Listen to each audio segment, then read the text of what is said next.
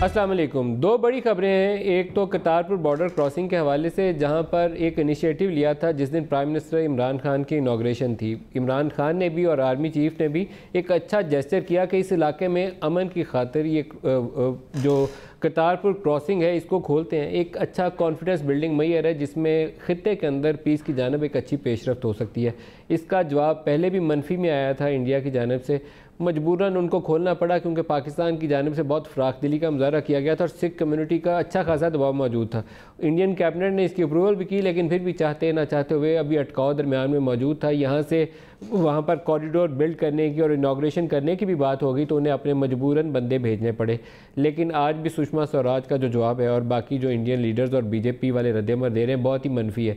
और इवन सिद्धू को जो पाकिस्तान आए हुए हैं उनको ट्रेटर और गद्दार जैसे अलकाबात और पता नहीं क्या कुछ कह के बीजेपी और आरएसएस वाले टारगेट कर रहे हैं राइट नाउ। और सुषमा ने तो कह दिया कि ये इतना बड़ा इकदाम नहीं है जिस पे सार्क के अंदर इंडिया की शमूलियत हो जाए या एक पीस प्रोसेस आगे बढ़ पड़े। बहुत ही नेगेटिव माइंडसेट जो है ना, एक्सट्रीमिस्ट माइंडसेट, उसकी रिफ्लेक्शन नज़र आती है। जितनी दफ़ा पहले भी नाकामी हुई उस वक्त भी ऐसा ही जहनीत जो थी आड़े आती थी। अभी भी लगता है कि वो इनटू प्ले फैक्टर वही है। वो जो एक्सट्रीमिस्ट हिंदू माइंडसेट है वो नहीं चाहता कि ये मामला पुरअमन तरीके से आगे बेहतरी की जानब बढ़ जाए।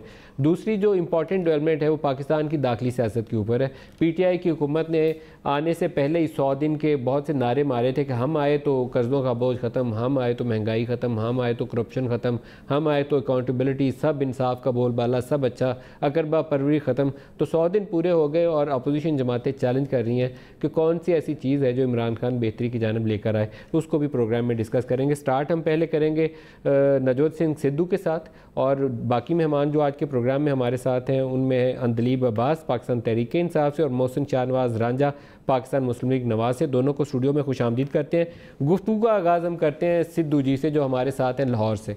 जी सिद्धू साहब, अमन के हवाले से आज बहुत ही बड़ी पेशरफ्त हुई है। करतारपुर बॉर्डर क्रॉसिंग जो आपने जफ्फी डाल के जिसका आगाज़ किया था वो आपकी जफ्फी आज ऐसी काम आई है कि दोनों मुल्कों में एक नई अमन की आशा जागी। आप इसके ऊपर क्या कहते हैं? मैं ये कहता हूं कि नज़रें बदली नज़ारे बदले, कश्ती बदली किनारे बदले। जब इंसान की सोच बदलती है तो पूरी कायनात बदल जाती है। कहते हैं कि अगर सृष्टि को बदलना हो तो इस दृष्टि को बदलना बहुत ज़रूरी है। देयर इज़ नथिंग गुड और bad, it's the way you think. आपकी सोच से ही सब कुछ बनता है और आज वो सोच बदल रही है। जनरेशन्स चेंज हो रही हैं, लोग अमन अमान चाहते हैं, लोग इकोनॉमिक बेनिफिट्स चाहते हैं और लोग पीपल टू पीपल कांटेक्ट चाहते हैं। ये जो संपर्क है, लोगों के साथ संपर्क है, जब तक ये संपर्क बना रहता है संदेह कदे नहीं आता, कदे भी मन च शक नहीं होता।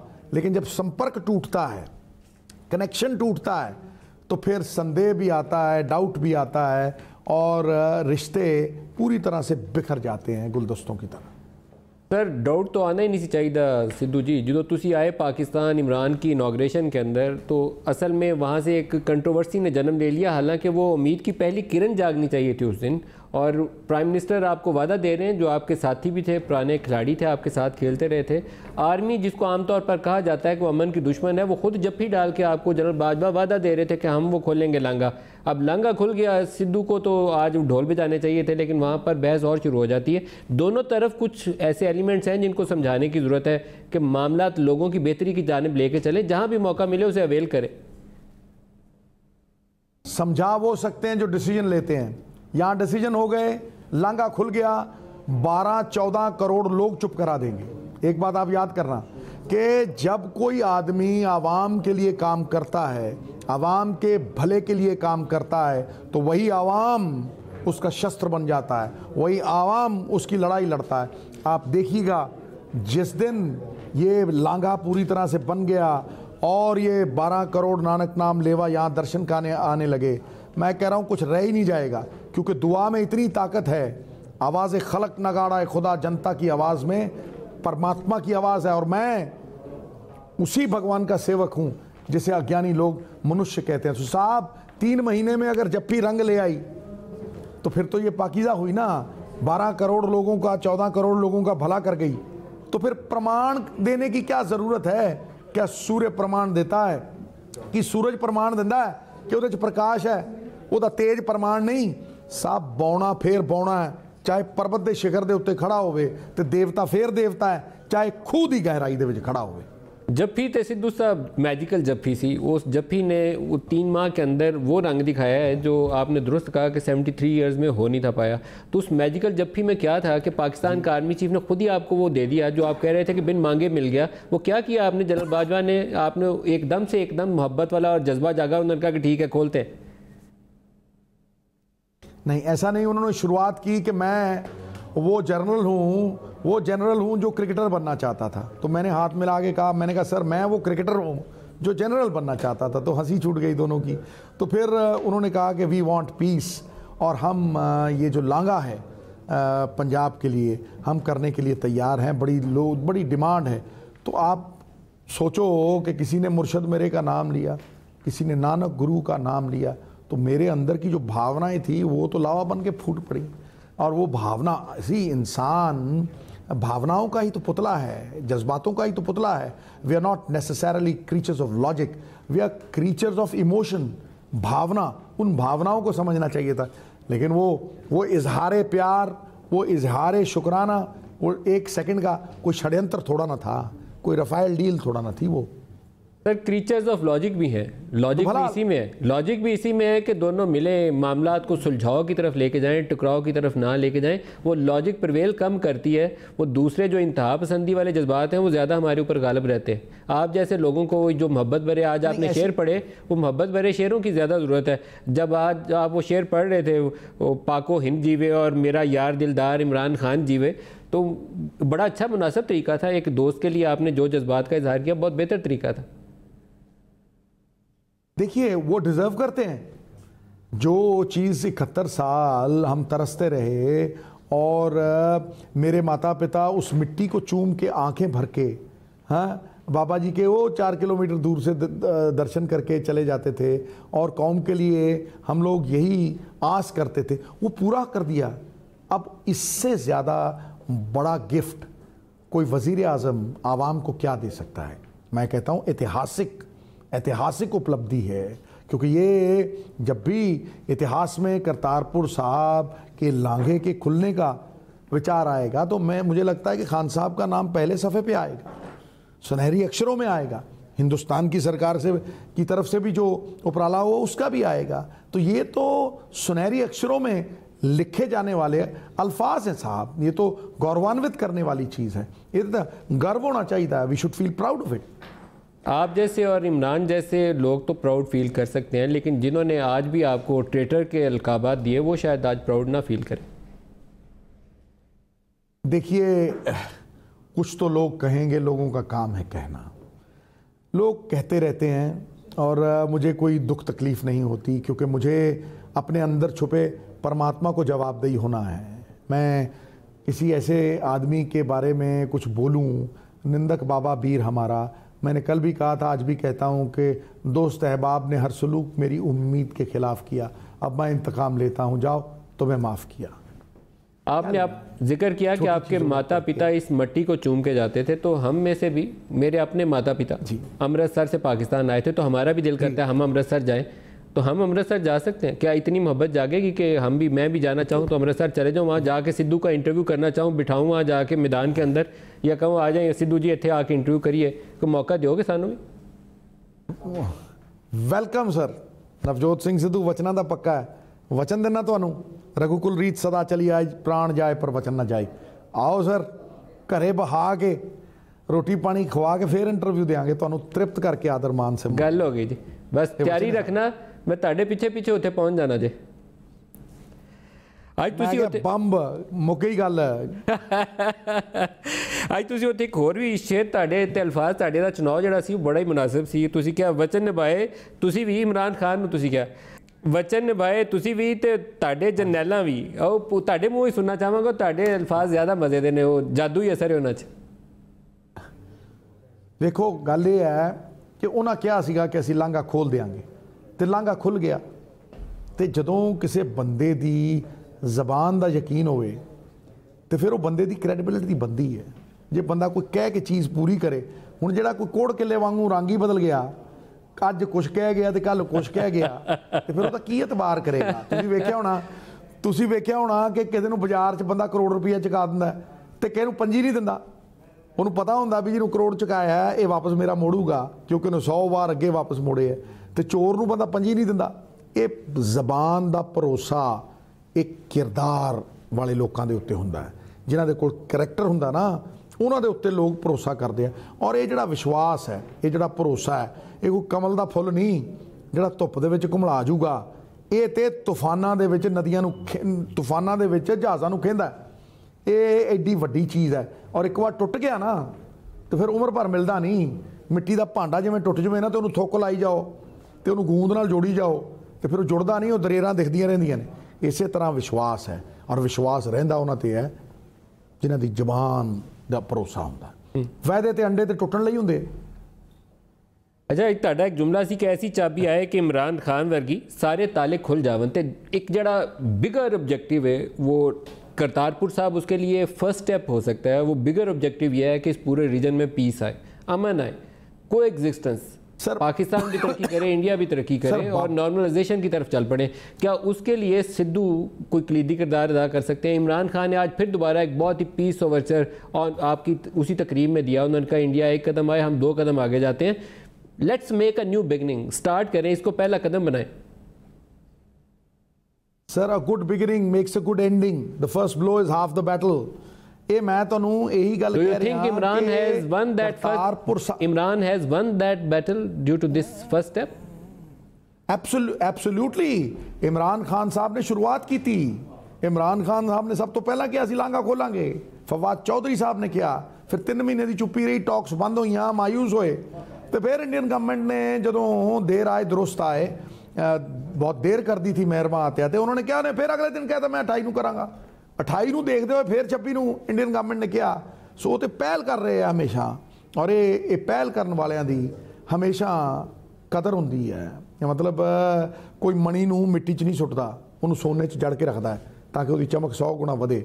ਸੋ ਜੇ ਕਰਤਾਰਪੁਰ ਦੇ ਲਾਂਘੇ ਦੀ ਗੱਲ ਕਰੀਏ, ਬਾਬਾ ਨਾਨਕ ਦਾ ਨਾਮ ਪਾਰਸ ਹੈ, ਬਾਬਾ ਨਾਨਕ ਜਿਹਨੂੰ ਛੂਗਾ। ਸਿੱਧੂ ਜੀ, ਫਿਰ ਇਹਦਾ ਮਤਲਬ ਤੁਹਾਡੇ ਦੋਸਤ ਇਮਰਾਨ ਖਾਨ ਦੀ ਇਸ ਐਫਰਟ ਦੇ ਵਿੱਚ ਜਿੱਤ ਹੋ ਗਈ।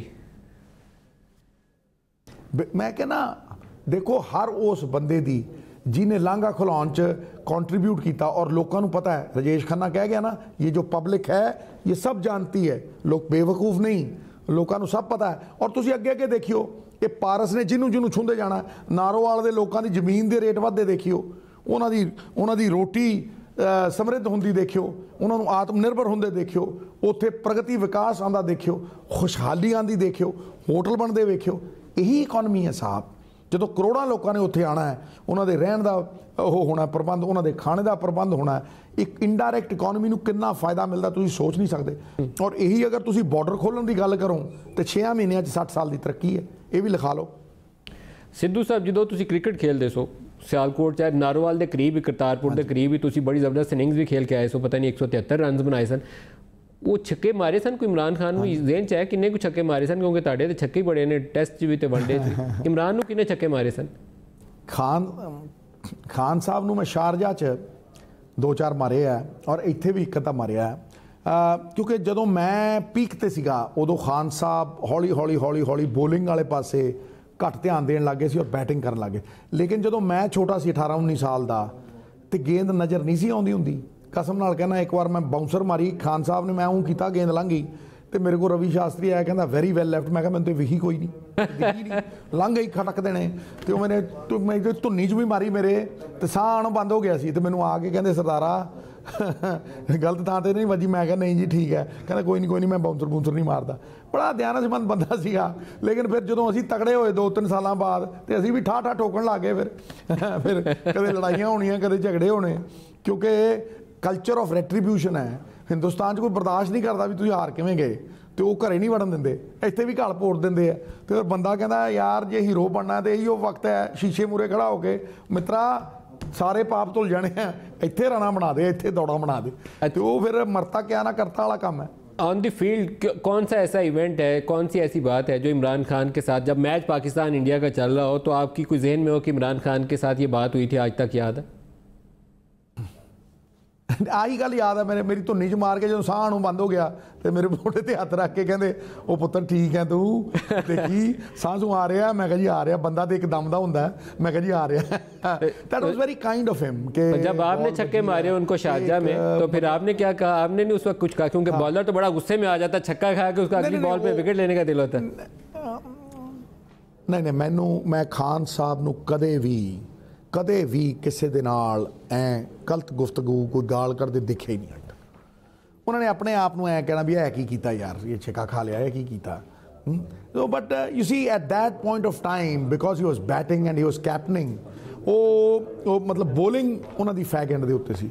ਸੋ ਇਹ ਤੇ ਕੁਦਰਤ ਦਾ ਦਸਤੂਰ ਹੈ ਨਾ ਸਰ, ਕਦੇ ਦਾਦੇ ਦੀਆਂ ਤੇ ਕਦੇ ਪੋਤੇ ਦੀਆਂ, ਕਦੇ ਪੋਤੇ ਦੀਆਂ ਤੇ ਕਦੇ ਦਾਦੇ ਦੀਆਂ, ਇਹ ਤੇ ਹੁੰਦਾ ਹੀ ਰਹਿੰਦਾ ਸਰ। ਬਿਲਕੁਲ ਐਂਡ ਦੇ ਉੱਤੇ ਤੁਹਾਡੇ ਕੋਲ ਅੱਜ ਟਾਈਮ ਥੋੜਾ ਹੈ ਤਾਂ ਬੁੱਲੇ ਸ਼ਾਹ ਦਾ ਸ਼ੇਰ ਸੁਣਾ ਦਿਓ ਤੇ ਇੱਕ ਬਾਬਾ ਫਰੀਦ ਵਾਲਾ ਸ਼ੇਰ ਸੁਣਾ ਦਿਓ। ਬੜਾ ਹੀ ਬਹੁਤ ਖੂਬਸੂਰਤ ਲਫ਼ਜ਼ਾਂ ਵਿੱਚ ਤੁਸੀਂ ਤਜ਼ਕਰਾ ਕੀਤਾ ਸੀ, ਤੁਹਾਡੀ ਜ਼ਬਾਨੀ ਫਿਰ ਦੁਬਾਰਾ ਸੁਣ ਲਈ। ਬਾਬਾ ਬੁੱਲੇ ਸ਼ਾਹ ਦੀ ਸ਼ੇਰ ਹੀ ਸੁਣਾ ਦਿਓ। ਚਲੋ ਮੈਂ ਇੱਕ ਸੁਣਾ ਦਿੰਦਾ ਬਾਬੇ ਬੁੱਲੇ ਸ਼ਾਹ ਵਾਲਾ ਕਿ ਉਹਦੇ ਨਾਲ ਯਾਰੀ ਕਦੇ ਨਾ ਲਾਈਏ ਜਿਹਨੂੰ ਆਪਣੇ ਉੱਤੇ ਗਰੂਰ ਹੋਵੇ। ਅਹੰਕਾਰ ਰਾਜਨੀਤੀ ਸਹਿੰਦੀ ਨਹੀਂ, ਸਿੱਟ ਦਿੰਦੀ ਹੈ ਬੰਦਿਆਂ ਨੂੰ। ਜਿਹੜੇ ਹਉਮਾ ਕਰਦੇ ਆ, ਜਿਹੜੇ ਰੱਬ ਨੂੰ ਭੁੱਲਦੇ ਆ, ਪਰਮਾਤਮਾ ਹੀ ਸਿੱਟ ਦਿੰਦਾ ਉਹਨੂੰ। ਉਹਦੇ ਨਾਲ ਯਾਰੀ ਕਦੇ ਨਾ ਲਾਈਏ ਜਿਹਨੂੰ ਆਪਣੇ ਉੱਤੇ ਗਰੂਰ ਹੋਵੇ। ਮਾਂ ਬਾਪ ਨੂੰ ਬੁਰਾ ਕਦੇ ਨਾ ਆਖੀਏ ਭਾਵੇਂ ਲੱਖ ਉਹਨਾਂ ਦਾ ਕਸੂਰ ਹੋਵੇ। ਬੁਰੇ ਰਸਤੇ ਕਦੇ ਨਾ ਜਾਈਏ ਭਾਵੇਂ ਮੰਜ਼ਿਲ ਕਿੰਨੀ ਵੀ ਦੂਰ ਹੋਵੇ। ਉਹ ਰਾਹ ਜਾਂਦੇ ਨੂੰ ਦਿਲ ਨਾ ਦਈਏ ਭਾਵੇਂ ਲੱਖ ਮੂੰਹ ਦੇ ਉੱਤੇ ਨੂਰ ਹੋਵੇ। ਬੁੱਲੇ ਸ਼ਾਹ ਮੁਹੱਬਤਾਂ ਉੱਥੇ ਪਾਈਏ ਜਿੱਥੇ ਪਿਆਰ ਨਿਭਾਉਣ ਦਾ ਦਸਤੂਰ ਹੋਵੇ, ਜਿੱਥੇ ਪਿਆਰ ਨਿਭਾਉਣ ਦਾ ਦਸਤੂਰ ਹੋਵੇ। ਬਾਤ ਖਤਮ, ਖਟੈਕ ਓਵਰ ਐਂਡ ਆਊਟ। सिद्धू साहब खुश रहो, बहुत शुक्रिया तुसी सानू आज ज्वाइन किया। हमने एक पैकेज बनाया है जो सिद्धू की तकरीर थी और इमरान खान ने जिस तरीके से वहाँ एड्रेस किया, दोनों ने क्या बातें की वो आपको दिखाते हैं और फिर उसके बाद ब्रेक की तरफ जाएंगे। दिखाइएगा जी। ਉਹਦੇ ਨਾਲ ਯਾਰੀ ਕਦੇ ਨਾ ਲਾਈਏ ਜਿਹਨੂੰ ਆਪਣੇ ਉੱਤੇ ਗਰੂਰ ਹੋਵੇ। ਮਾਂ ਬਾਪ ਨੂੰ ਬੁਰਾ ਕਦੇ ਨਾ ਆਖੀਏ ਭਾਵੇਂ ਲੱਖ ਉਹਨਾਂ ਦਾ ਕਸੂਰ ਹੋਵੇ। ਬੁਰੇ ਰਸਤੇ ਕਦੇ ਨਾ ਜਾਈਏ ਭਾਵੇਂ ਮੰਜ਼ਿਲ ਕਿੰਨੀ ਵੀ ਦੂਰ ਹੋਵੇ। ਉਹ ਬੁੱਲੇ ਸ਼ਾਹ ਮੁਹੱਬਤਾਂ ਉੱਥੇ ਪਾਈਏ ਜਿੱਥੇ ਪਿਆਰ ਨਿਭਾਉਣ ਦਾ ਦਸਤੂਰ ਹੋਵੇ, ਜਿੱਥੇ ਪਿਆਰ ਨਿਭਾਉਣ ਦਾ ਦਸਤੂਰ ਹੋਵੇ। ਜਿਹੜਾ ਯਾਰ ਨਾ ਦੇਖੇ ਐਬਾਂ ਨੂੰ ਉਹ ਯਾਰ ਮੁਬਾਰਕ ਹੁੰਦਾ ਏ। ਜਿਸ ਪਿਆਰ 'ਚ ਭੋਰਾ ਗਰਜ਼ ਨਹੀਂ ਉਹ ਪਿਆਰ ਮੁਬਾਰਕ ਹੁੰਦਾ ਏ। ਕਿ ਲੈਣਾ ਉੱਚੇ ਮਹਿਲਾਂ ਤੋਂ ਕੀ ਦੇਣਾ ਸ਼ਿਖਰ ਮਨਾਰਾ ਨੇ। ਜਿਸ ਦਰ ਤੇ ਝੋਲੀ ਭਰ ਜਾਏ ਉਹ द्वार मुबारक ਹੁੰਦਾ ਏ। मेरे दोस्त नवजोत सिद्धू ने जो आज बातें की, मैं बड़ा मुतासर हुआ हूँ। मुझे नहीं पता था कि क्रिकेट की कमेंट्री तो मुझे याद है, इनकी क्रिकेट भी याद है, लेकिन मुझे ये नहीं पता था कि ये सूफ़ी कलाम में इतना ज़्यादा इनकी इतनी माहिरत है। तो आज मैं बड़ा इंप्रेस हुआ हूँ। एक खून खराबा बंद होना चाहिए, अमन वापस आना चाहिए। मामा दे पुत नहीं उजड़ने चाहिए। डुल्ला कीड़ियां दा लख मन आटा, मावा दे इन्ने पुत डिग पे पैंदा मामा नू तां दो ही बन्नी घाटा। हारे या कोई जंग जित जाए। हिंदुस्तान एक कदम आगे बढ़ाएगा, हम 2 कदम हिंदुस्तान के आगे बढ़ाएंगे दोस्ती में। हमारे पास दोनों के पास एटमी हथियार हैं, तो जंग तो हो ही नहीं सकती। वचन निभाए वजीर आजम साहब, तुसी भी, तुहाडे जरनैलां ने भी, सब ने, करनैलां ने भी, मैं तुहानू वधाई देना। प्राइम मिनिस्टर, हमारी पार्टी, हमारी बाकी पॉलिटिकल पार्टीज, हमारी फौज, हमारे सारे इदारे एक पेज पे खड़े हैं। जिन्हां दे बॉर्डरां दे उत्ते ताले लाते, कोई ऐसी चाबी आवे इमरान खान साहब वर्गी कि वो ताले खुल जा, सिम सिम करके खुल जान। सिद्धू ने यह सुना हुआ है, कुछ शहर दे लोग भी जालम सन, कुछ सानू भी मरंदा शौक भी सी। दोनों तरफ गलतियां हुई, लेकिन जब हम आगे तब तक नहीं बढ़ेंगे जब तक ये जो जंजीर, माजी की जंजीर ने हमें, जब तक वो तोड़ेंगे नहीं, हम इसी तरह फंसे रहेंगे। खान साहब, जब भी इस करतारपुर के लांघे का इतिहास लिखा जाएगा, पहले पन्ने पे, पहले हर्फ पे आपका नाम लिखा जाएगा। सिद्धू, मैं आपको एक बात बता दूं, जो मैंने कल से देख रहा हूं यहां, आप बिशा किधर आके इलेक्शन लड़ लें, आप या पाकिस्तान में इलेक्शन जीत जाएंगे, और पंजाब में खास तौर पे। ये ना हो कि हमें सिद्धू की इंतजार करनी पड़े कि जब वो वजीर आजम बनेगा तब दोस्ती होगी पाकिस्तान और हिंदुस्तान की।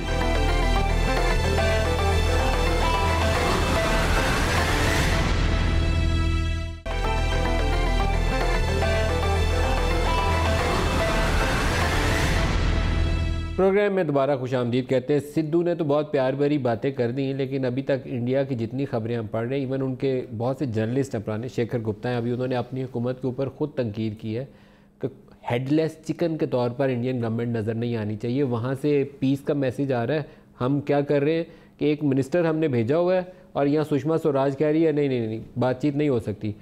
वहाँ से भारतीय पंजाब से 2 वज़ीर आए हुए हैं और उनके चीफ मिनिस्टर कह रहे हैं कि हमारी फ़ौज तैयार है आपका ख्याल रखने के लिए। ये मतलब टॉप टियर के ऊपर धमकी आ रही है, साथ 2 वज़ीर खड़े करतारपुर का फीता भी काट रहे हैं, तो कुछ अकल से काम लेना चाहिए उन्हें।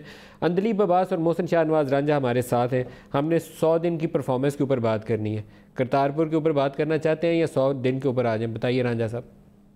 करतारपुर जो है वो एक मैं समझता हूँ कि एक अच्छी चीज़ हुई है कि जो सिख यात्री हैं वो जो पाकिस्तान आएंगे उनके लिए एक यहाँ पे रिलीजियस स्पॉट है और बाकी एक अच्छा, और उससे पाकिस्तान को भी फ़ायदा होगा क्योंकि पाकिस्तान की एक जो मैसेज गया उस कम्युनिटी को और पूरी इंडियन नेशन को, वो पाकिस्तान का मैसेज ये गया कि हम पीस और अमन की बात करते हैं। और ये माजी से परवेज़ अलाई जब चीफ़ मिनिस्टर थे उस वक़्त से जो ननकाना ज़िला बना उसको नाम दिया गया, ये एफर्ट पुरानी ये काफ़ी मैच्योर अब हो गई। डिस्ट्रिक्ट शेखपुरा में से एक हिस्सा निकाल के ननकाना ज़िला बनाया और ये उसी लिए किया गया। ये भी उसी कंटिन्यू है, ये उसी एक एपिसोड है उस पूरी सीरीज़ का, ये जो आज करतारपुर हुआ है।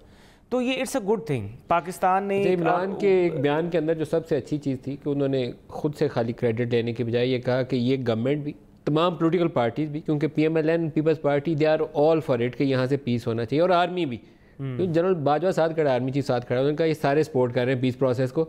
दूसरों के पास अब इफ्स एंड बट्स वाली गुंजाइश है छोड़ी नहीं, अब वो जो करेंगे खुद दुनिया को जवाब दे। देखिए ये जो एक नवाज शरीफ साहब भी और हम लोग भी यही बात करते रहे हैं कि इंडिया से हालात बेहतर होने चाहिए, और इसके ऊपर बजाय कि हम पॉलिटिक्स करें और इस पर हम वो माजी में इस तरह के नारे बना लें कि मोदी का यार है या ये वो चीज़ें, वो मैं समझता हूँ कि अब वो चीज़ें हमें नहीं करनी चाहिए। हम अगर अपोजिशन में बैठे हुए, अगर इन्होंने एक चीज़ जो इनके दौरे हुकूमत में हुई है लेकिन वो इस रीजन के पीस के लिए, इस रीजन के अमन के लिए सही है और पाकिस्तान को एक सिक्योरिटी थ्रेट स्टेट से निकाल के एक वेलफेयर स्टेट की तरफ लेके जाने की इमरान खान जिस तरह बात कर रहे हैं, और नवाज शरीफ साहब भी यही बात नॉर्मलाइजेशन होनी चाहिए। तो अच्छा, बैरिस्टर मुर्तज़ा वहाब पाकिस्तान पीपल्स पार्टी से, वो भी हमारे साथ हैं। अंदलीब आपको आखिर में बारी दूंगा ताकि आप जवाब दे सकें। पहले 100 दिन की कारकर्दगी मुर्तज़ा से शुरू करते हैं। मुर्तज़ा आप फरमाइएगा, 100 दिन पाकिस्तान तहरीक इंसाफ की हुकूमत, क्या खोया क्या पाया?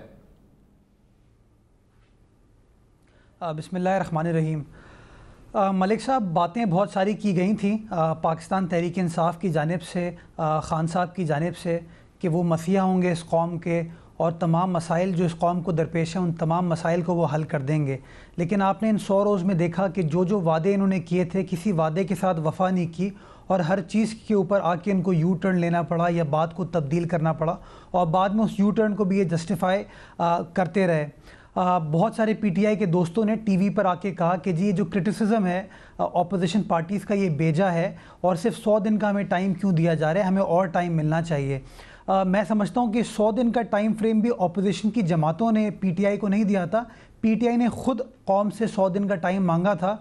बल्कि मैं कल एक प्राइवेट टेलीविज़न पे 2011 का एक खान साहब का इंटरव्यू देख रहा था जिसमें खान साहब ने ख़ुद फरमाया कि 90 रोज़ काफ़ी हैं इस मुल्क की परेशानियों को हल करने के लिए। अगर मेरे पास इक़्तिदार आया तो मैं 90 रोज़ के अंदर इस मुल्क के तमाम मसाइल को हल कर दूंगा। जो एंकर थे उन्होंने फिर खान साहब से सवाल पूछा कि खान साहब 90 डेज़ तो बहुत छोटा पीरियड है चीज़ों को ठीक करने के लिए, लेकिन खान साहब ने फिर फरमाया कि नहीं जी 90 दिन का रोज़ जो है मेरे लिए काफ़ी है इस कौम की परेशानियों को ख़त्म करने के लिए।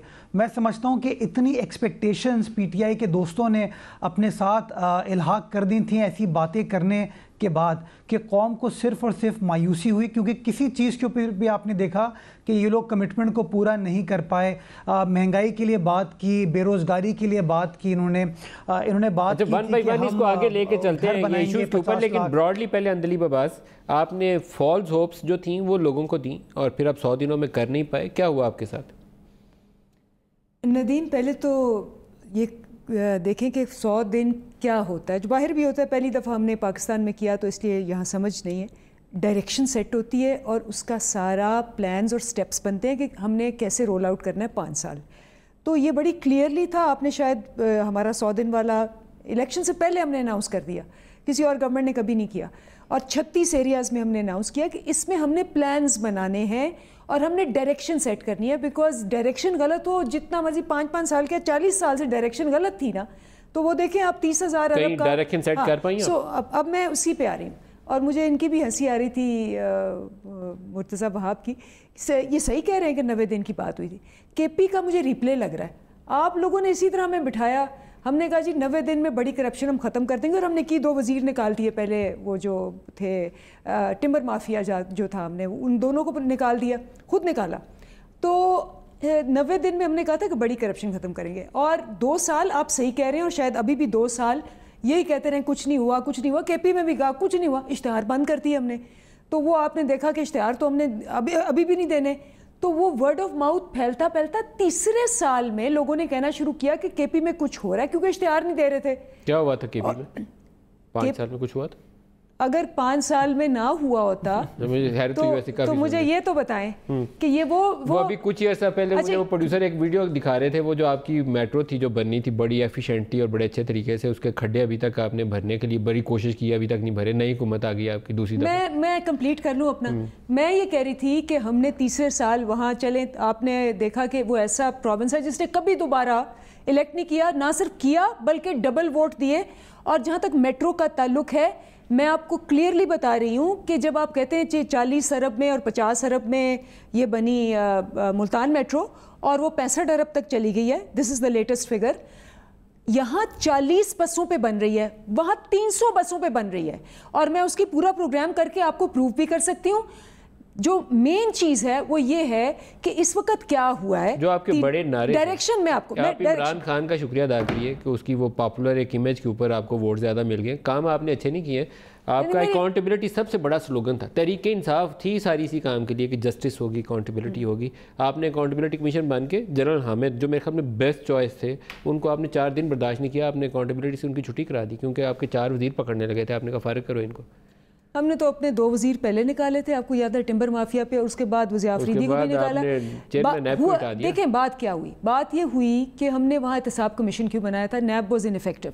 हमने कहा जी हम यहाँ करेंगे, कमरुज़्ज़मान चौधरी साहब अल मशहूर जो बड़े लाडले थे इनके, वो उस वक्त थे। जनरल हामिद को क्यों निकाला? जनरल हामिद को बिल्कुल, आप जो 4 कमिश्नर हैं जो पार्टी से तो नहीं थे, एक्स जजेस थे जो ऊपर थे, उनका और जनरल हामिद का क्लैश हो गया। उसके बाद हमने पेशावर हाई कोर्ट को कह दिया कि जी आप खुद डीजी भी सिलेक्ट करें और कमिश्नर भी सिलेक्ट करें। पेशावर हाई कोर्ट को देर हुई और वो उस वक्त हम गवर्नमेंट खत्म हो गए, लेकिन नहीं, मैं डायरेक्शन में वन लास्ट थिंग, ये वो इकोनॉमी हमारी करतूतें तो नहीं है, इनकी करतूतें हैं। आपको पता है ना, 6,000 अरब हमें 60 सालों में कर्जा था, 6,000 अरब, पिछले 10 साल में 30,000 अरब। अब डायरेक्शन क्या है ये देख लें। हमने इसकी जो ट्रेड डेफिसिट है जो कि 2 अरब से ज़्यादा महीने की थी, वो देखें वो कम हो गई, नीचे हो गई है। अब 3 महीने में वो कम हो सकती है, और कम होते होते उसको साल लगेगा। आप बिल्कुल सही कह रहे हैं। सिमिलरली एक्सपोर्ट्स ऊपर चली गई हैं, ये फिगर्स हैं 3 महीने में, पिछले साल के 3 महीने मिलाए, ये डिस्पाइट इसके कि अभी तक IMF पे नहीं गए, अभी तक हमें कोई रिलीफ भी नहीं मिली। IMF से कर्जा लेना, हमने बरामदात नहीं बढ़ानी, नहीं तो यही तो किया। 30-35% रुपया डिवैल्यू करके 4% अगर एक्सपोर्ट्स में इजाफा किया तो कौन सा तीर मारा, ये बताइए मुझे, ये बताएं। अच्छा, इस पे भी डिवैल्यूएशन पे आ जाए, मेरे पास तो सारे फिगर्स हैं, आज आ जाए। डिवैल्यूएशन ये चेक करें, पिछले साल 2017 में डिवैल्यूएशन हुई 13.7%, ठीक है, हमारी 7.7% हुई है इस वक्त, राइट। और जो मर्जी फिगर ले ले, मेरे पास के वो जलसे की तकरीर सुनाऊं कि 1 रुपया जब गिरता है डॉलर के मुकाबले में रुपया, तो कर्जों में कितना इजाफा वजह से हुई है मुझे बताएं। अगर पैसे रांझा साहब 30,000 अरब, रांझा साहब से मुझे बताएं डिवैल्यूएशन क्यों होती है? क्योंकि हमने पैसे वापस करने हैं। किसके पैसे वापस करने हैं? 30,000 अरब का, और बच्चा जो पैदा हो रहा है अब 1,40,000, किसने कर्ज डाला है? रांझा साहब ने। मैं एक बात करूंगा, मुझे पता है गवर्नमेंट को डिफेंड करना बहुत मुश्किल होता है, और लीग की मैं रिस्पेक्ट भी करता हूँ, इसलिए इनकी काफ़ी मैं एहतराम भी करता हूँ कि ये बड़ा पढ़ती भी हैं, कोशिश भी करती हैं, और बड़ी अच्छी एफर्ट भी कर रही हैं कि आपको जनरल हामिद साहब के सवाल का ये जवाब नहीं दे सकी, क्योंकि वो एक खुली किताब की तरह वो ख़त है जो जनरल हामिद ने लिखा है, और उसके बीच में वो इमरान खान साहब को एड्रेस कर रहे हैं और वो मिनिस्टर्स का जिक्र कर रहे हैं, मेरे ख्याल से वो इमरान के ऊपर कोई बुराई नहीं थी, मैंने उनका इंटरव्यू किया था। नहीं इमरान की बुराई नहीं है, डायरेक्टली चार्ज इनकी केपी के वो गिला शिकवा कर रहे हैं कि जी मैं इन लोगों की करप्शन पकड़ना चाह रहा हूं, मुझे काम नहीं करने दिया जा रहा। देखिए आप अगर 80 करोड़ रुपया लगा के एक अदारा खड़ा करते हैं और वो अदारा 8 रुपए की 8 आने की करप्शन ना पकड़ सके एक मुल्क में, तो क्या वो 80 करोड़ लगाना भी करप्शन नहीं होगा? कि आपने पाकिस्तान की आवाम का पैसा झोंक दिया एहतसाब के नाम पे, पकड़ लिया था ना, और फिर आपने पकड़ लिए। मालम जब्बा वाली माइंस वाला केस चल रहा था जो अब नैब ने ले लिया, उन्होंने चेयरमैन की छुट्टी करा दी। अब एक और वही बात कि आपने चेयरमैन साहब को बनाया, यहाँ पे ना छोड़ें। इनका जो एंटी करप्शन थी वहाँ की केपीके की, उसका जो बंदा था वो भी रिज़ाइन कर गया इसी बुनियाद के ऊपर, क्योंकि वो जो चीज़ों को इन्वेस्टिगेट करना चाह रहा था वहाँ पे फिर वही कुछ लाडले आ रहे थे तहरीक इंसाफ के, खान साहब के, जिनको नहीं पूछना था, और वही लाडले थे जिनके ऊपर जनरल हामिद साहब को भी घर जाना पड़ा। देखिए मुझे सबसे ज़्यादा तकलीफ होती है जब पार्लियामेंट में कभी मुराद सईद खड़ा होकर करप्शन के ऊपर तकरीर करता है और वो ये बात करते हैं कि जी आप करप्शन जो है वो यहाँ पे पिछले दौर में हुई, और करप्शन का नारा आपने लगाया शहरियार रफीकी की तकरीर सुन के या परवेज खट्टक की तकरीर सुन के, उस पर नहीं आपको हैरत होती? नहीं देखिए मुझे हैरत उनकी पे भी होती है, लेकिन मुराद सईद के ऊपर तो मुझे बिल्कुल इस तरह आता है कि वो एक जिस तरह एक टेप रिकॉर्डर की रिकॉर्डिंग शुरू हो जाती है लेकिन उसकी कोई बेसिस नहीं है। आप कहें कि जी हमने करप्शन पकड़ी, तकरीर सुना करें। आजम स्वाति अगर आपकी वैसे अगर ना बात समझ आ रही हो तो फिर स्वाति साहब की सुना करें। अगर चीखने चलाने से या ऊंची आवाज़ बोलने से मेरे ऐप छुप जाएंगे तो मेरे ख्याल से मेरी बेवकूफ़ी है। अगर मैं एक ऐसी लॉजिक दूंगा कि मैं कहूँगा जी पाकिस्तान में सब अच्छा है, इन्फ्लेशन बढ़ रही है लेकिन सब अच्छा है, अगर मैं कहूँगा जी फॉरेन एक्सचेंज हमारे नीचे आ रहे हैं लेकिन सब अच्छा है, मैं कहूँगा जी हमने प्रोटोकॉल नहीं लेना था लेकिन हम प्रोटोकॉल ले रहे हैं तो सब अच्छा है, पाकिस्तान की आवाम को आप बेवकूफ़ नहीं बना सकते। $200 बिलियन पाकिस्तान लाने का, गोलियां दे के जिंदा नहीं रख सकते। गोलियां दे के आप कितनी देर गोलियां, इलेक्शन से पहले ये गोलियां दे दी गई और इलेक्शन से पहले ये गोलियां आवाम ने खा भी ली, लेकिन अब मसला ये है कि वो थी वो जो पेन किलर थी वो होम्योपैथ का इलाज नहीं था, वो पेन किलर थी। जैसे ही वो दोबारा से उसका असर खत्म हुआ, आवाम के जो दुख थे वो दोबारा याद आ गए। मुर्तज़ा एक इशू था कि वो पाकिस्तान से जो लूटी हुई दौलत बाहर गई थी, कुछ लेजिस्लेशन वगैरह करनी थी, लॉज को ठीक करना था, चोरों को अंदर बंद करने के लिए, सारे डाकुओं को अंदर डालने के लिए, वो लीगल रिफॉर्म्स वगैरह कोई ऐसी इनेक्टमेंट वगैरह कुछ ऐसा हो गया लॉज को जो दुरुस्त करना था, FBR को ठीक करना था कि वो मनी लॉन्ड्रिंग का पैसा सारा पाकिस्तान वापस आ जाए? मैं नदीम साहब सिर्फ एक चीज़ पहले ऐड कर दूं, जो अंदलीब बीबी ने बात की कि DG जो थे जनरल हामिद नवाज़, उन्होंने रिज़ाइन क्यों किया। मैं अभी ब्रेक के दौरान वो ख़त पढ़ रहा था उनका, उस ख़त में उन्होंने लिखा है कि KP एहतसाब कमीशन के एक्ट के अंदर आपने ऐसी अमेंडमेंट्स की जिससे DG की पोजीशन को आपने पावर्स को डाइल्यूट कर दिया और आपने जो इदारा था उसकी ऑटोनॉमी को, इंडिपेंडेंस को कॉम्प्रोमाइज़ किया, जो वन ऑफ द फैक्टर्स थे जिसकी वजह से उन्होंने अपना इस्तीफ़ा दिया। और आपको याद होगा भी पिछले हफ्ते उन्होंने पूरा एहतसाब कमीशन ही बंद कर दिया, तो जो लोग एहतसाब का नारा लगाते थे और ख़ुद क्रेडिट लेते थे, उन्होंने बाय देयर ओन एक्ट साबित किया कि वो कितना एहतसाब पर बिलीव करते हैं। अब आज ये लेजिस्लेशन का जो आपने सवाल किया मलिक साहब, इन 100 रोज़ में इस गवर्नमेंट ने एक भी लेजिस्लेशन पास नहीं कराई है पार्लियामान से। फॉरगेट म्यूचुअल लीगल असिस्टेंस की, फॉरगेट अकाउंटेबिलिटी की, फॉरगेट के लूटी हुई रकम पाकिस्तान वापस लाने के लिए कोई नॉर्मल सिंपल इशू के ऊपर भी कानून साजी पाकिस्तान तहरीक इंसाफ की गवर्नमेंट जो है नेशनल असेंबली या सेनेट से नहीं कर पाई है, बल्कि इन्होंने तो कम्प्लीटली एक कन्फ्रंटेशनल किरदार रहा है सेनेट के अंदर। इनको ये बार बार कहते रहे हैं कि हम तो इलेक्टेड लोग हैं, चेयरमैन सेनेट की तो कोई हैसियत नहीं है हमारे मुकाबले में। और मैं समझता हूँ यही शो करता है इनकी सीरियसनेस, बिकॉज अगर इनको कोई भी कानून साजी करनी है, लेट से मैं मान लेता हूँ कि इनको कानून साजी करनी है लूटी हुई दौलत पाकिस्तान वापस लाने के लिए, तो आप मुझे बताइए क्या सेनेट के बगैर वो कानून साजी हो सकती है? क्या स्टैंडिंग कमिटीज़ अभी तक इन्होंने नेशनल असेंबली में नहीं बनाई है? क्या स्टैंडिंग कमिटीज़ की मौजूदगी के बगैर क्या कोई कानून साजी ये गवर्नमेंट कर सकती है? मैं समझता हूँ इन 100 रोज़ के अंदर, चाहे इकोनॉमिक रिफॉर्म्स हो, लेजिस्लेटिव रिफॉर्म्स हो, फॉरेन पॉलिसी हो, इंटरनल इशूज़ हो, किसी चीज़ के अंदर भी इन्होंने अपनी पॉलिसी वाज़े तौर पर कौम के सामने नहीं रखी है। ये कन्फ्यूजन का शिकार है जिसकी वजह से तमाम परेशानियां आपने देखी हैं कि 100 रोज़ में इस गवर्नमेंट के साथ आई है, और इसीलिए इनको आज क्रिटिसिज्म का सामना है। की तरफ आऊँगा, लेकिन फॉरेन पॉलिसी के मैदान में मेरे ख्याल में एक अच्छा ब्रेक थ्रू है जो सऊदीज़, UAE के साथ, मिडिल ईस्टर्न कंट्रीज़ के साथ और इसी तरीके से चाइना के साथ मेरे ख्याल में विजिट्स के नतीजे में एक अच्छी गुडविल रिस्टोर हुई है। दरमियान में कुछ एक मामला चला था तनाव, लेकिन हुआ क्या उसके अंदर नदीम साहब? जो भी हुआ हो, लेकिन मेरे ख्याल में वो जो एक आइस ब्रेक हुई है, कौम ये सवाल तो पूछ रही है आपको पार्लियामेंट के अंदर हुआ क्या, पार्लियामान के अंदर फ्लोर ऑफ द हाउस जो इमरान की पार्टी मुतालबा करती थी पाकिस्तान मुस्लिम लीग नवाज से कि CPEC की एग्रीमेंट यहाँ रखी जाए, हम जानना चाहते हैं सऊदी अरब से पैसा आया यहाँ रखा जाए, वो आप सब पार्टियों का हक है कि इमरान खान की जमात आपको इन कैमरा हाउस के अंदर ब्रीफ कर दे। हमें नहीं बताना चाहते तो बाहर रख लें, लेकिन इस हाउस को जवाब जरूर दें। अंदली बाबा आपकी बारी, आप रिस्पॉन्ड करना चाहती हैं। म्यूचुअल लीगल असिस्टेंस साइन किया आपने, money laundering anti money laundering regime sign किया आपने, FATF हम ग्रे लिस्ट में डले हुए हैं, उसके ऊपर आपने लॉज अमेंड किए। सबसे पहली बात तो मुर्तज़ा मान गए, उन्होंने वो निकाल लिया है लेटर, और उन्होंने कहा है जो पावर्स है ना उनको नहीं मिली, ये उस पर उन्होंने रिज़ाइन किया। एग्जैक्टली वही कह रहे हैं कि कमिश्नर्स के साथ उनकी नहीं, आप लोगों ने लॉ को अमेंड किया था कमीशन को और उनको पावरलेस कर दिया। क्यों अमेंड किया? क्योंकि जो 4 एक्स चीफ जस्टिस बैठे हुए थे वहाँ, उन्होंने कहा जी हम कोई तमाशा ही, उसके ऊपर बहस लंबी हो जाएगी, लेकिन ये आपने नहीं, मैं मान रही हूँ कि मुर्तज़ा ने सही बात दुरुस्त किया, उनकी आपकी नाकामी है उधर। हाँ, तो अब ये जो बात कर रहे हैं, ये कल आप देख लेना एजेंडे के अंदर, ये 7 बिल्स जो हैं, किसके एजेंडे के अंदर हैं कल वो अनाउंस करें ना खान साहब उसमें ये बताएंगे कि ये बिल इनेक्ट करने जा रहे हैं। ये देखें, और मैं अच्छा लेट मी करेक्ट, आप 7 बिल बता दें पहले, ताकि मुर्तज़ा से और फिर ये 2 हमारे पास बैरिस्टर्स बैठे हुए हैं, दोनों से जवाब लेंगे। इसमें नैब का बिल भी है, इसमें सारे बिल्स, एक नैब का बिल है, दूसरा आप पढ़ दीजिए, लोकल गवर्नमेंट के बिल्स हैं, ठीक है, सारे ICT ड्राफ्ट हो चुका है, एक्ट डायरेक्ट इलेक्शंस का, विलेज काउंसिल्स का, 7 बिल स्पीडी जस्टिस के लिए, वो जो क्रिमिनल जस्टिस है 1 साल में उसको ख़त्म करने के लिए, और ये जो अनलॉफुल वेल्थ है इसको वापस लाने के लिए इसका बिल है, और नैब रिफॉर्म का बिल है।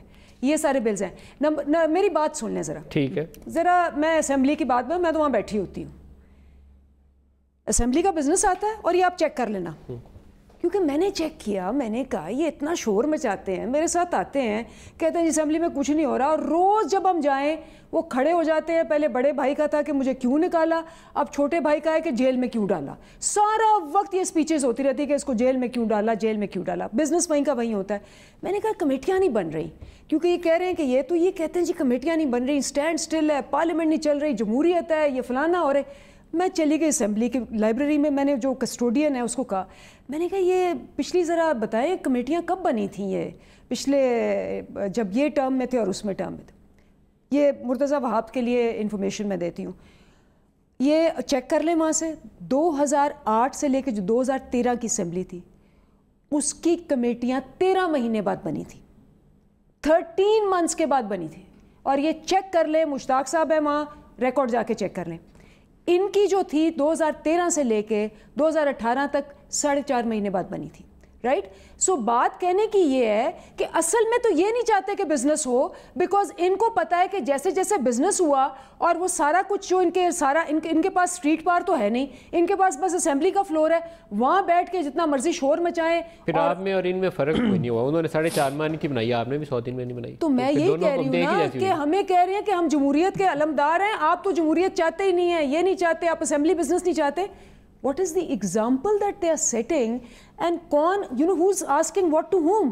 अपनी परफॉर्मेंसेस देख ले। तीसरी बात जो खान साहब की जो मैं बात करना चाह रही हूँ, नहीं, लेकिन आपने कहा कि हम मिसाल बनेंगे, इमरान खान हर हफ्ते जाएंगे, ये एग्जैक्टली जवाब देंगे, कितने हफ्ते जवाब पूछ लें इनको, कितने हफ्ते जवाब दिए? नहीं मैं अभी इनसे पूछता हूँ। नहीं मैं आपको बता रही हूँ, पहले महीने में हमने डिसाइड किया कि यहाँ वेडनेसडे या थर्सडे को आएंगे खान साहब, ट्वाइस अ मंथ आएंगे, प्राइम मिनिस्टर क्वेश्चन आर होगा, ठीक है, हमने इनको दे दिया और हमने स्पीकर को भी दे दिया, इनको दे दिया। अच्छा, पहले तो कहने नहीं मंडे वो वेडनेसडे थर्सडे नहीं फलाना, फिर इन्होंने कहा जी नहीं ये तो रूल्स में है ही नहीं कि क्वेश्चन आर होता है, ये हमने भेजना है जी कमेटी के पास, कमेटी डिसाइड करेगी कि कब प्राइम मिनिस्टर ने आना है। वो आज तक इन्होंने हमें नहीं बताया। बताइए रांझा साहब, ये तो इनको जवाब देना। देखिए मैं आपको एक बात तो मैं हैरान हूँ कि इमरान खान साहब अपना इमरान खान साहब जो अपना अनाउंस कर रहे हैं कल जो भी एजेंडा है इनका आगे, उसके बीच में ये अपनी प्रपोजल दे रहे हैं कि ये लॉ लेकर आएंगे, ये कानून लेकर आएंगे। क्या कोई ऐसा कानून है जो वज़ीर आज़म खुद से अनाउंस कर सकता हो? ऑर्डिनेंस डिक्टेटर्स अनाउंस किया करते थे, लेकिन एक वज़ीर आज़म मुंतखब असेंबली जहाँ पे बैठी हो अपनी इंटेंट तो इज़हार कर सकते हैं कि हमें इन चीज़ों को रिफॉर्म करना है। मैं आपको कह रहा हूँ लेट मी कंप्लीट एंड फिर आप अपनी बारी में बोलिएगा। मैं ये गुजारिश कर रहा हूँ कि अगर वो कवानीन बनाने हैं पार्लियामेंट के बीच में, तो आप पार्लियामेंट का माहौल ठीक करें, सबसे पहली बेसिक चीज़। अब ये कह रहे हैं कि जी माहौल इस तरह ठीक नहीं होता कि शहबाज शरीफ साहब, मैं यहाँ थोड़ा सा आपको करूँगा इंटरप्ट, क्योंकि नैब लॉ एक ऐसा कंट्रोवर्शियल इशू है जिसके ऊपर आप लोग भी रिफॉर्म चाहते हैं। 90 दिन की जो डिटेंशन है बड़ी जालमाना है, क्या आप लोगों की उस पर, मैं यहाँ पूछना बहुत ज़रूरी है, कल को वो लॉ पास कर लें फिर आप कहेंगे हमसे मुशावरत नहीं हुई, कोई ऐसी डिस्कशन हुई है कमेटी लेवल पे? देखें बात यह है कि कमेटी तो पहले बनी नहीं है, जो पिछली के बीच में फ़रोग़ नसीम वाली कमेटी है जिसके ऊपर अपोजिशन की जमातों से उनसे इंटरेक्शन हुआ है, इंटरेक्शन एक हुआ है, लेकिन जो इसका ड्राफ्ट है उसको पूरा अभी तक वो स्टैंडिंग कमेटी में जाएगा, स्टैंडिंग कमेटी के बाद उसके वो आएगा पार्लियामेंट में, फिर वो अप्रूव होगा, उसकी डिस्कशन होगी पार्लियामेंट में। अभी तक कोई ड्राफ्ट नहीं है। अभी तो फ़रोग़ नसीम साहब की सिर्फ एक इनके साथ जनरली सारी पार्टीज़ के साथ एक मीटिंग हुई है।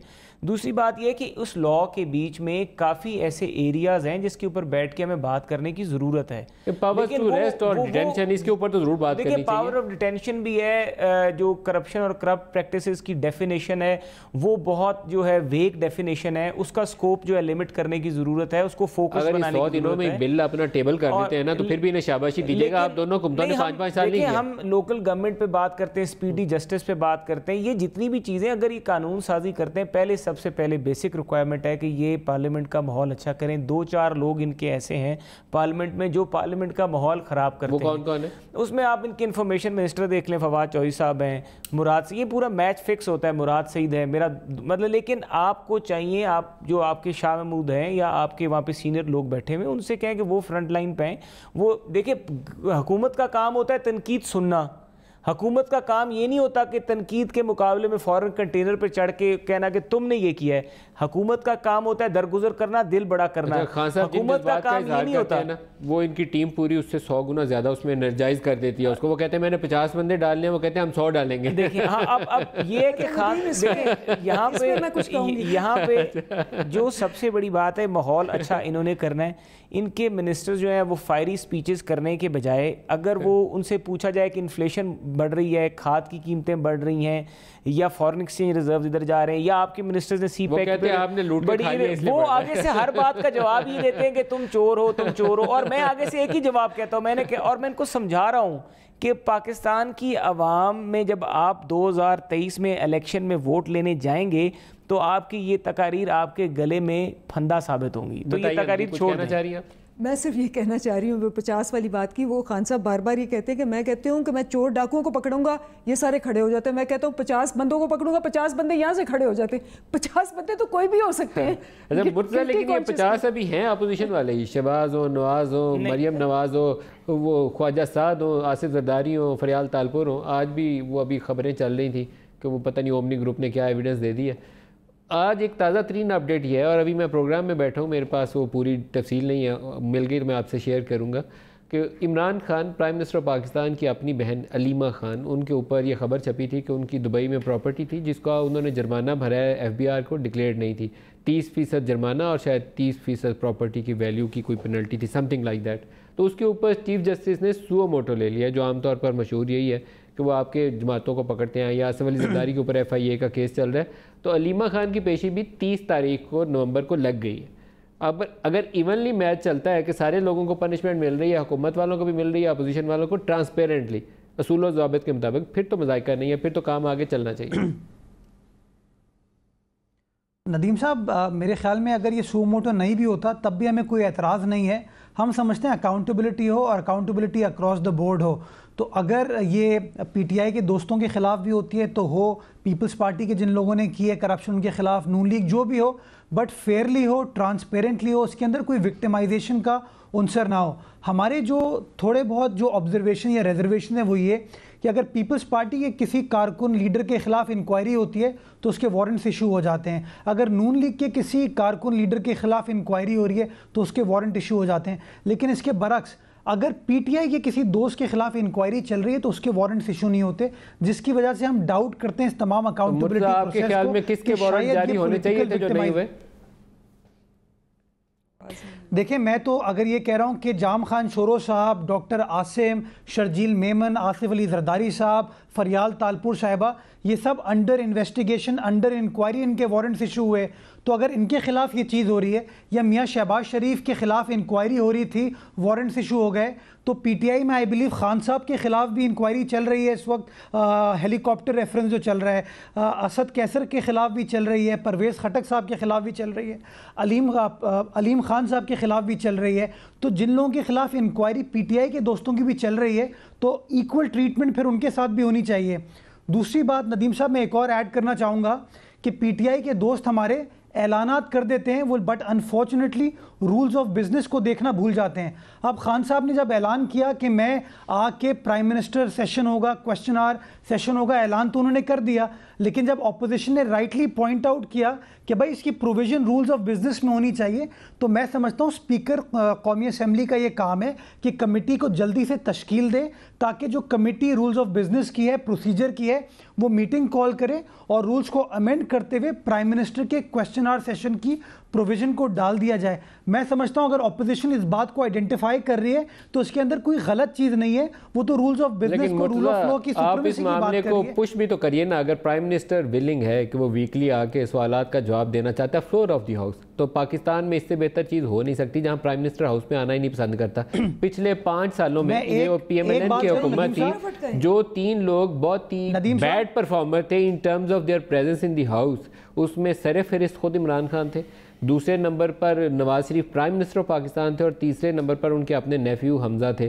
तो इन 3 लोगों की असेंबली में प्रेजेंस थी नहीं, ना होने के बराबर एक थी। अगर मैं जी नदीम साहब जी एक चीज नदीम साहब ji, if I may add, जी सर, अगर आपको याद हो 2008 से लेके 13 तक गिलानी साहब was a regular visitor to the National Assembly. Gilani साहब बहुत रेगुलर थे, बहुत रेगुलर थे। राजा परवेज अशरफ साहब आते थे।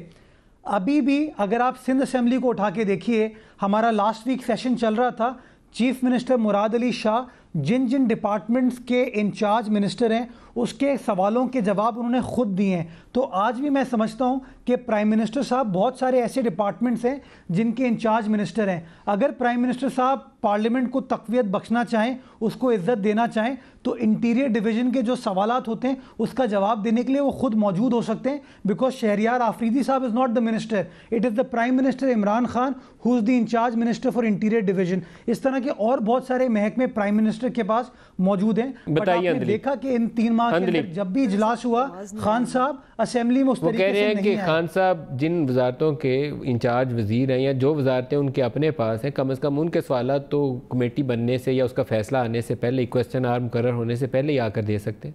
ज़रूर दे सकते हैं, और मेरा ख्याल है इसमें इनका बहुत बड़ा रोल है।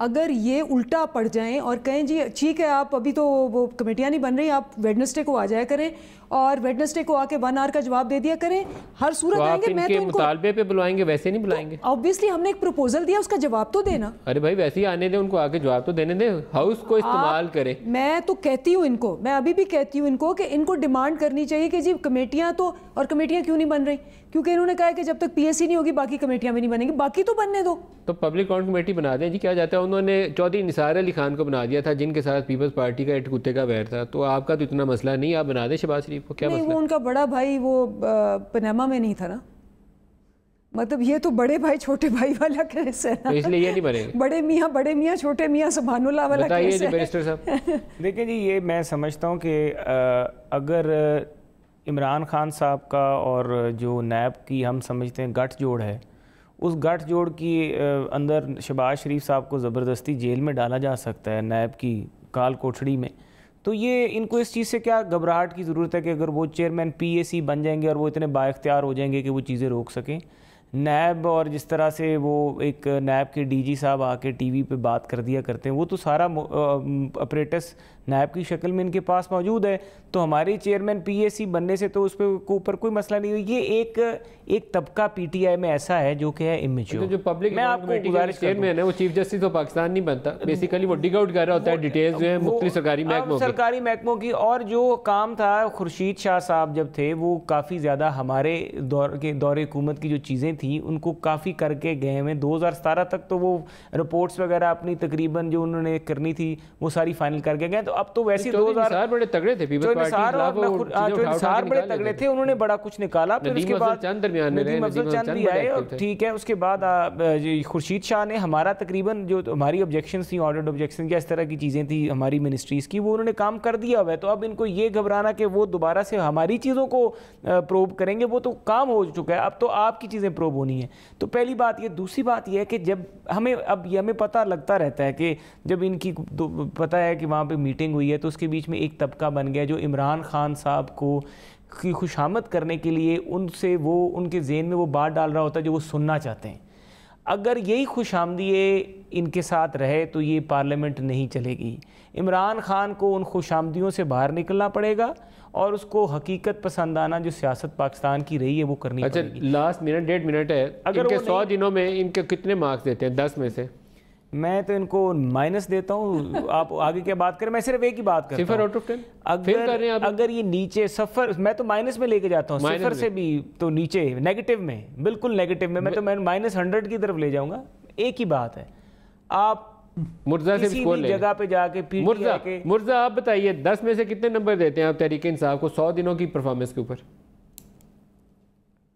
मैं समझता हूँ अगर उन्होंने कुछ काम किया होता तो ग्रेड करते, चूंकि काम किया नहीं है तो ग्रेड करना बड़ा मुश्किल है। Fail, 0 number. मेरे ख्याल में 0 कर लें। मैं एक चीज़ अगर ऐड कर लूँ सिर्फ नदीम साहब, टाइम नहीं है, बिल्कुल क्लोजिंग अंदली, सिर्फ एक 2 सिफरे मिले आपको। आपने कितने नंबर डाले? कानून साजी अगर इनको करनी है, यहाँ भी मुकमुका कितना जाहिर है। और ये जो केसेस, आप खुद कितने नंबर देती है अपनी हुकूमत को? पीएससी का पीछे मैसेज 10 में से कितने नंबर देती है अपनी हुकूमत को? ऐड करने लगा प्रोग्राम। आई विल गिव ये 11 देंगी, 6, लेकिन 6 आउट ऑफ 10। हाँ। अगर आप इस कमरे में ही आप खैज कूंज के इन्होंने भी BC ग्रेड ही रखा है, वो A ग्रेड में नहीं। आपका क्रू है, मैं बड़ी ऑनेस्ट हूँ और बड़ी फेयर हूँ इस बात पे। मेरा ख्याल है बहुत इंप्रूवमेंट की गुंजाइश है। C ग्रेड दिया इन्होंने, A ग्रेड यहाँ पे 7 लोग हैं, इन 7 में से एक आप हैं और एक ये हैं, तो पीछे रह जाते हैं 5 मुझे डाल के, ठीक है। अब इस 7 लोगों में आपका क्रू भी बैठा हुआ है। यकीन मानिए अगर आप क्रू से भी वोटिंग करा लेंगे तो सिर्फ आप वैसे इम्पार्शल रहेंगे, क्योंकि आप आप नहीं डालेंगे, एक वोट इन्हीं का रह जाएगा, बाकी सारे वोट इनके खिलाफ निकलेंगे। अंदली बबाद, मोहसिन शाहनवाज, रांझा, मुर्तजा, वहाब साहब, आप सबका बहुत शुक्रिया। आज के लिए इतना ही, इजाजत दीजिए, खुदा हाफिज।